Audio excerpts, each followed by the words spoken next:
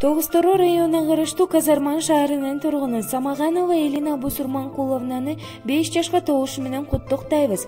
Ааламга толуп турган, ардагым болуп турган асылым менин кызым 5 жаш өздүк майрамың куттуу болсун. Ден соолукта жадырап аман-эсен бол кызым. Байырлап урес ынтымак бактылуу бол жан кызым. Сага кең келечек, узун өмүр, бакубат турмуш, бактылуу балалык каалайбыз деп атасы Бусурманкул, апасы Бурулай, байкелери Артур, Тимур куттукташат.